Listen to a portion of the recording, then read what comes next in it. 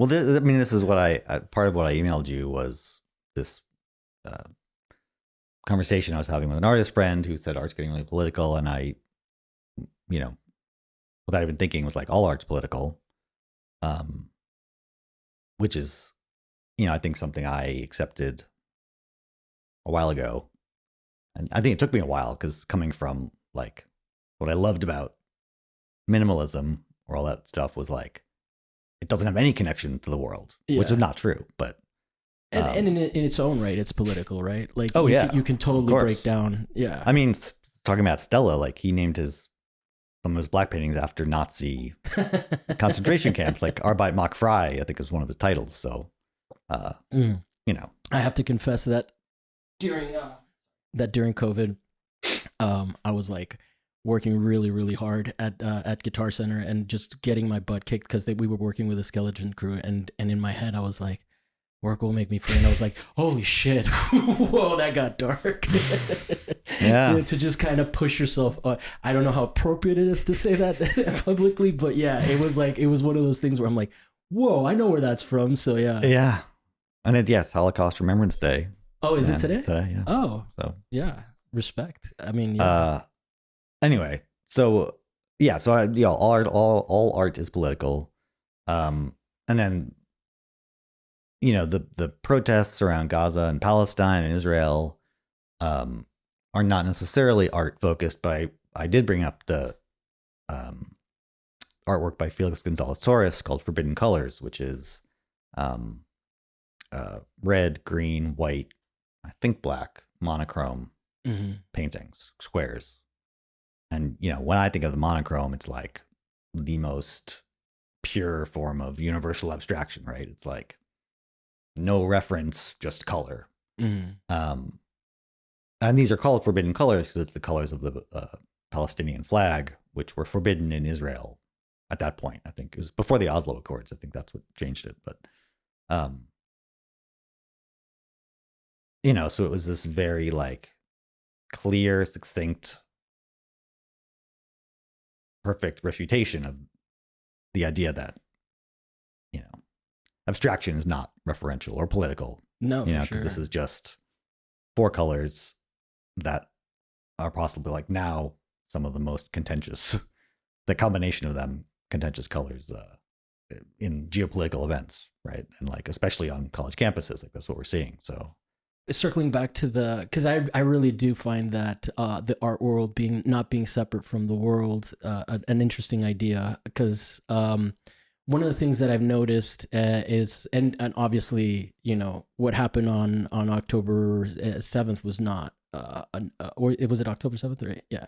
Yeah. One of the things that I find most interesting is that when that happened, there were a lot of public statements from galleries, open public statements. And then since then, there haven't been like solidarity statements continuing in that same vein.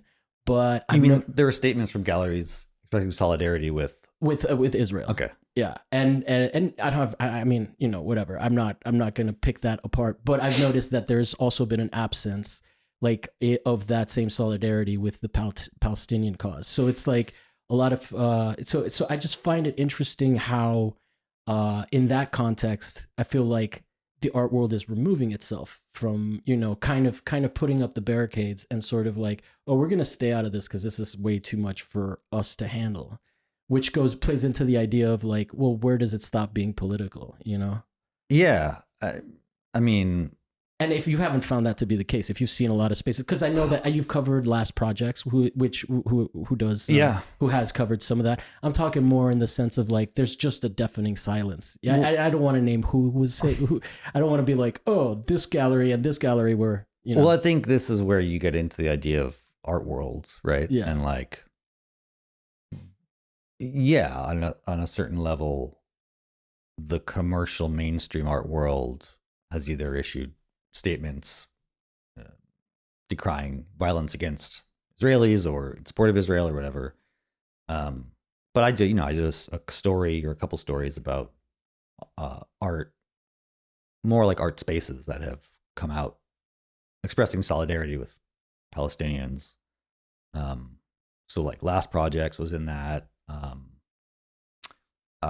Zach Foyer, the dealer, gallerist in New York, was in that. Can't remember who else, but there was, a pretty vocal minority people who, and I think, we saw what happened with Art Forum, where that was they came out with a letter decrying violence in Palestine, and the editor got sacked over it, and right. Wow. And yeah, I actually had not kept up with that. Yeah, I mean, this was like right last November, I think, and or October even. And there have been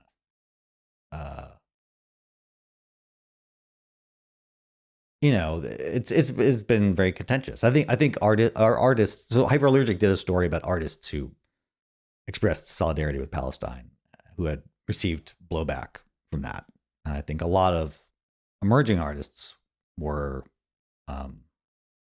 or some of them were fearful that it would have an effect on their career and they'd be blackballed or blacklisted. More established artists or dealers or spaces had less to lose, or less, more to lose, but less possibility of losing it, I guess. Yeah. People have lost collectors, people have lost sales, but I think what we're seeing is alternate streams of support, or alternate streams of, I don't know, communal allyship, or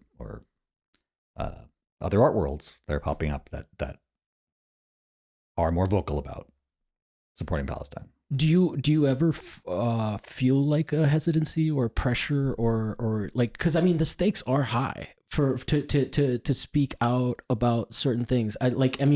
Honestly, I am shocked at sort of the backlash that some of the protests are getting, even within the mainstream media. It's really like I'm definitely in solidarity, but it's difficult, especially since I do YouTube. Like I get scared of getting accused of like being anti something, instead of just actually expressing my support for being pro, like people, not being slaughtered. Harmed. Yeah. Anybody, like the humanization of all people is sort of what I'm interested in.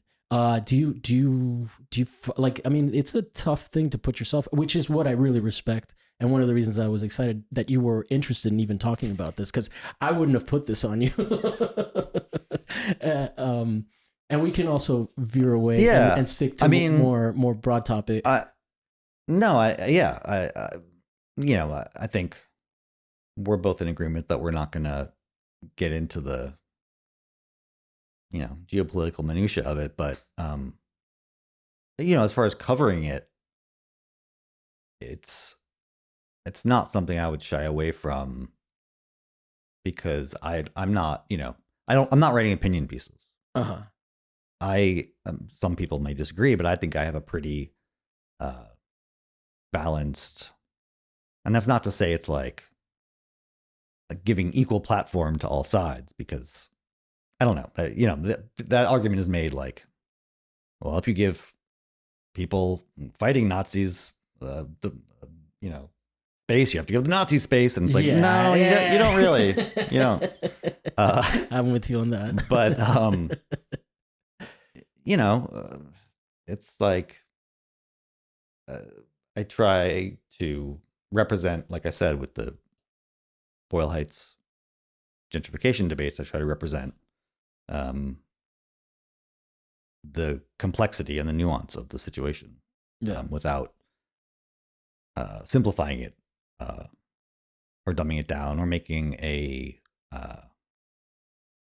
advocacy piece. I don't think what I do is like advocacy journalism. No, you definitely. Reading the having read the piece that we're specifically talking about, it's very matter of fact, and like, this is what's going on, and it is empathetic, I think, more than anything else, rather than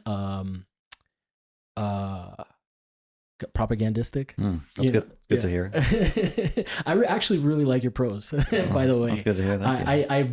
I went back and read a few things going in, and I'm like, oh, it's an easy read. It's like it's what's it called? It fits with the Hemingway's like Oh, show don't tell kind of thing, all right. and keeping simple language. Cool. I mean, not to throw too much high praise at you, but you're I'll welcome take to it. accept I'll it. put that on my book jacket. Yeah, I think I try to write for a general audience. Yeah. It's not hoity-toity, which I really appreciate. Yeah, I'm not an academic. I'm not I don't consider myself a scholar. Thank goodness. I mean, scholars are great. But I'm a journalist. I consider myself a journalist. So Nice.